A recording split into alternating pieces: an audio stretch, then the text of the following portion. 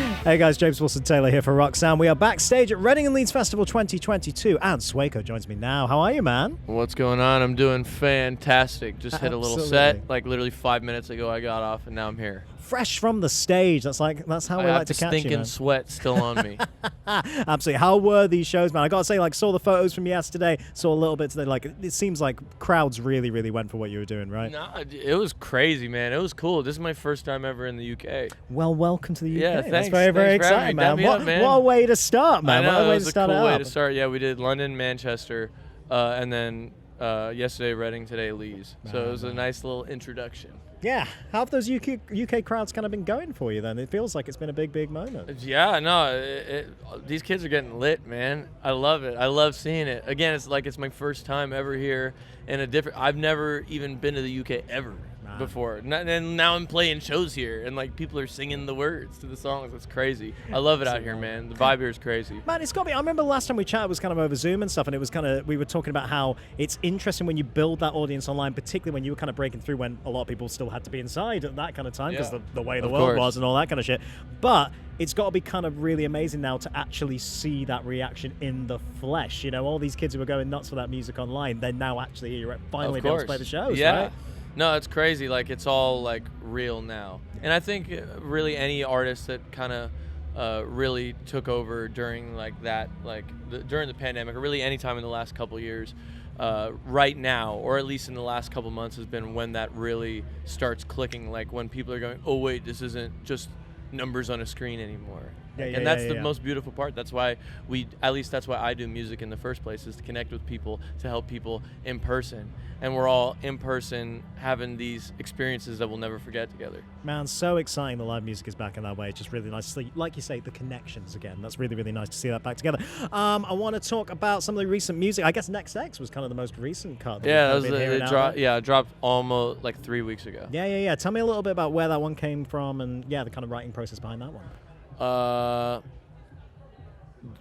Honestly, I wanted to like kind of put a little bit of like a Spanish influence on it, like a reggaeton influence. Like so, like in like the second verse, there's like it's called the dembo. It's like boom, ka boom, ka boom, and I just wanted to kind of go to some like different pocket that I hadn't really experienced yet, or like really played with in my music, and that was kind of like what I wanted to do with that song, make it like a little bit more like some different shit. Interesting, man. It seems like, again, a nice reaction. It's nice that you kind of keep challenging yourself with actually putting, like you say, different kind of stuff. Yeah, it's just why are you going to make the same song over and over? Very true. Very true. Good attitude to have right there. And I guess, you know, again, last time we talked, it was kind of just around the album was about to drop. And obviously still very much in that era and everything. But now that you've had a minute to sit with it, now that the people have had a minute to sit with it and getting to know it, how are you feeling about it? How are you kind of reflecting on that whole kind of release moment?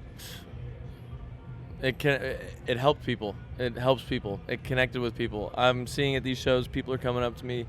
And again, like I said, the reason why I even really wanted to pursue it and why this has been so impactful is because I've been wanting to help people. And specifically, like, example, a song like Today or something on the project, there's so many people that have come up to me and said how much it's helped them, right? That's really nice. And it's like, again, that's what I do this for. Yeah. And so it's really like, again, like kind of full circle moment. Because when I needed help and I found it through music, that's what I'm now able to help people with. Yeah. Like, so it's crazy. And then now we're about to drop the deluxe. Oh, exciting. Yeah. So I don't know when this is going to air, but probably, I'm assuming, my song Funeral is out now. Okay. We're going to turn this around quick, baby. So when's Funeral out? It's dropping this Friday. Oh, it's dropping this Friday. Okay. Yeah. It might be a little bit before, but that's exciting. That's cool. Well, this Friday, and go check, and if it's not, then yeah, okay, cool. Yeah, either way, that's a song. Keep an eye out, all that kind of stuff. Yeah, pretty soon the deluxe is coming out. Nice. Is that just, have you got any like collaborators on there or anything, or is it just kind of playing with? No, is there any? No, there's not. It's just more. Yeah, just more the extended version. Exciting. Well, I mentioned collaborators because, of course, I know you've got this thing coming with Steve Aoki, actually, fairly soon. Oh, yeah. Kind of a big old... But actually, I got to say, with that album as well, that's kind of wild that there's a lot of big, like, Roxanne type artists. I know Grandson's on there. There's, like, a lot of kind of big names from our world on there. How was that experience kind of hopping on that track? That was cool, man. Steve, he's a cool guy. I made that song so long ago. Oh, really? Has it been a minute waiting for that? Yeah, it was.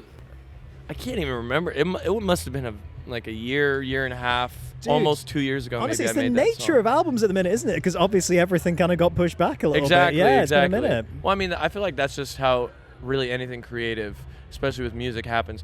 I remember I saw in an interview Tyler, the creator, he said he made Earthquake like 3 or 4 years before he dropped it. Oh, wow.